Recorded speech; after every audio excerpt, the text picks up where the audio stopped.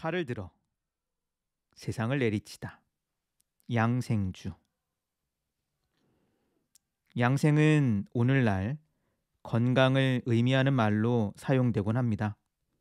이는 전통적인 도교 신선술의 영향 때문입니다. 신선, 즉 불로불사의 존재가 되기 위해 옛 사람은 다양한 방법을 찾았습니다. 단약을 먹기도 했고 기를 운용하는 방법을 내놓기도 했습니다. 이 밖에도 늙지도 죽지 않는 길에 대해서는 정말 많은 이야기가 있습니다. 노자와 장자는 그 이야기의 주인공으로 소개되기도 합니다. 서유기의 태상노군과 삼국지의 남화노선은 각각 노자와 장자가 신선의 모습으로 등장한 예입니다. 그러나 장자가 이야기하는 양생은 그와 다릅니다. 장자는 삶의 유한함을 이야기합니다. 장자는 유한한 존재로서 인간의 삶을 탐구하는 인물이었습니다. 이런 까닭에 양생을 삶을 가꾸는 법으로 옮겼습니다. 한편 양생주는 다른 편들에 비해 매우 짧아 일부 내용이 잘려나간 건 아닌가 의문시 되기도 했습니다. 예를 들어 앵거스 그레이엄은 왜 자편 가운데 일부를 떼어 양생주 뒤에 붙여 번역했습니다. 여기서는 통행본 양생주 전문만 옮겼습니다.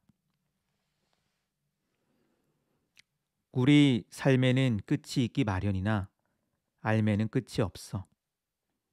한계가 있는 삶으로 한계가 없는 삶을 쫓아간다는 것은 위험한 일일 뿐이야. 그런데도 알겠다고 한다면 더 위험한 일일 뿐이지.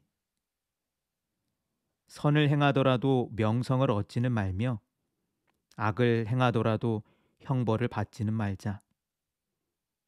중심을 잃지 말아야 해. 그래야 자신을 보살피고 생명을 온전히 하고 자신을 가꾸며 수명을 다할 수 있지. 포정이 문해군을 위해 소를 잡았어. 손을 대어 어깨를 기대고 발로 밟아 무릎을 구부리며 휙, 슥, 온 몸으로 칼을 놀리며 소를 해체했지. 음악에 딱 들어맞을 뿐만 아니라 무희들의 춤에도 어울리며 리듬을 타는 모습이었어. 문해군이 포정을 두고 말하더군. 이야, 대단하구나. 기술이 이런 경지에 이르다니. 포정이 손에서 칼을 내려놓고 대답했지. 제가 지향하는 것은 도입니다.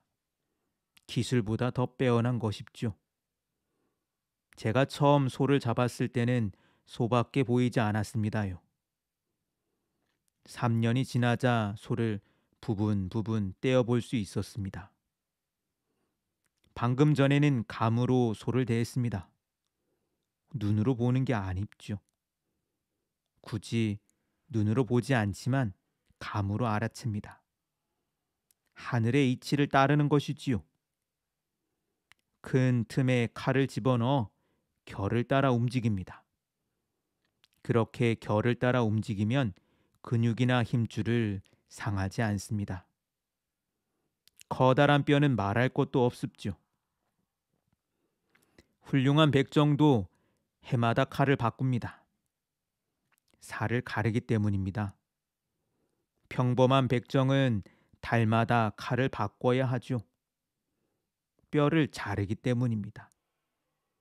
헌데 지금 저의 칼은 19년이나 되었습니다.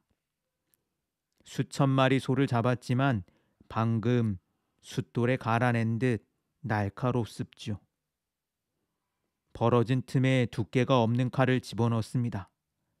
휙휙 칼을 휘둘러도 칼날을 여유롭게 노닐 수 있습니다. 이러니 19년이 되었어도 막 숫돌에 갈아낸 듯 칼날이 날카롭습니다. 그래도 까다로운 데가 있어요. 힘줄이나 근육이 엉킨 데에 이르면 조심해야 합니다. 눈에 의지하지 말고 천천히 칼을 움직여야 해요. 조금씩 칼날을 움직이다 쓱 하며 베어내면 흙덩이가 떨어지듯 땅에 툭 살덩이가 떨어지죠.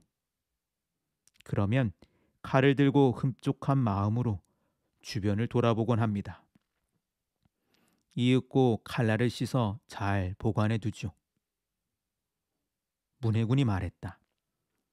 대단하구나. 나는 포정의 말을 듣고 삶을 가꾸는 법을 알았다. 공문원이 우사를 보고 놀라 말했어.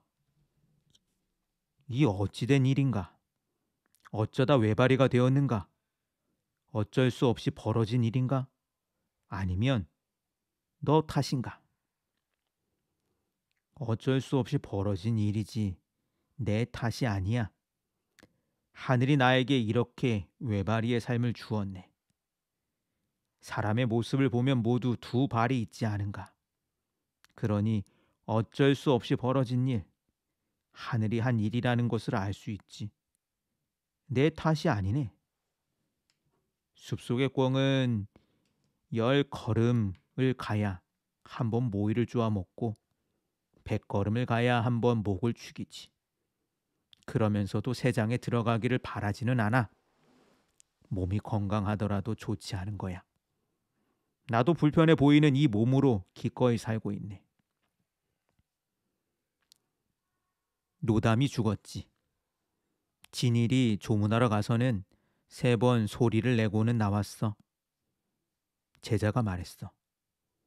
선생님의 친구 아닙니까? 그렇다. 그럼 이렇게만 조문해도 괜찮을까요? 그래. 예전에는 괜찮은 인물이라 생각했는데 지금 보니 아니야. 아까 내가 들어가서 조문을 할 때 자식을 잃은 것처럼 곡하는 늙은이도 있고 부모를 잃은 것처럼 곡하는 아들도 있더라고. 저들이 저렇게 모인 것은 분명 사람들이 말하기를 바라지 않는다면서 말하도록 하고 사람들이 곡하기를 바라지 않는다면서도 곡하도록 한 것이 있었기 때문이야. 어쩔 수 없이 벌어진 일에서 벗어나 현실을 부정하려고 하는 거지. 제 목숨이 어디에 달려 있는지도 모른 채 말이야. 옛 사람은 이런 걸 억지로 달아나려는 자에게 내려진 형벌이라 했어. 때가 되었으니 태어난 것처럼 순순히 죽음을 맞이해야 하는 법. 주어진 현실을 편안히 받아들이고 거스르지 않으면 슬픔이니 즐거움이니 하는 것이 일어나지 않아. 이를 일러 옛 사람은 하느님에게서 풀려남이라 했어. 노담은 생명의 불길이 다하더라도 다른 불길이 일어난다고 하면서 삶의 끝이 있다는 사실을 순순히 받아들이지는 못했단 말이야.